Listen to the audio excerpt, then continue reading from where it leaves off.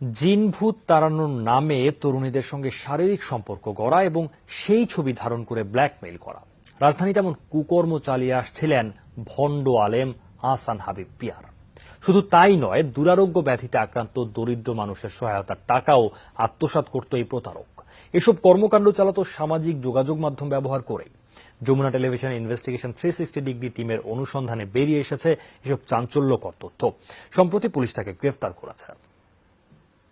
আমি Ahsan Habib pair, HPTV, Dhaka, Bangladesh. তিনি নিজেকে ফ্রিল্যান্সার সাংবাদিক দাবি করেন। নিজে না ঘুমিয়ে সন্তানের হাতটাকে বুকে জড়িয়ে প্রতিবেদন প্রচার করেন ইউটিউবে, ফেসবুকে।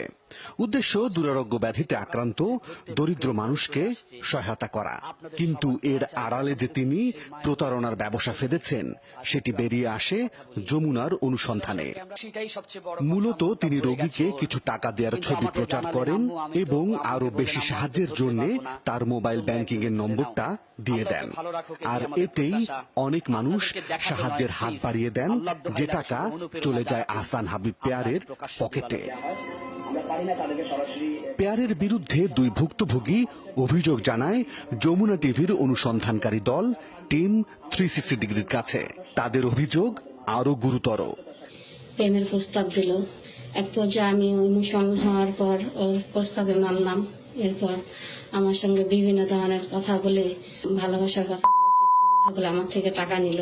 বেশ প্রায় 5 লক্ষ টাকাও আমার থেকে নিছে।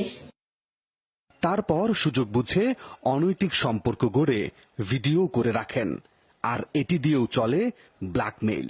অনেক মেয়েদেরও জিম্মি করে মেয়েদেরকে ব্ল্যাকমেইল করতেছে যে তোমাদের ভিডিও আমাদের কাছে আছে, এই ভিডিও আমরা প্রকাশ করে দিব যদি টাকা না দাও। এসব অভিযোগ পেয়ে দীর্ঘ 7 মাস ধরে চলে অনুসন্ধান। তার ব্যক্তিগত কম্পিউটার থেকে উদ্ধার করা হয় শতাধিক পর্ন ভিডিও। বিভিন্ন ব্যাংক অ্যাকাউন্টে লাখ লাখ টাকা রাখার ডকুমেন্টও পাওয়া যায়, যে টাকা তিনি অসহায় মেয়েদের ব্ল্যাকমেইল করে কামিয়েছেন।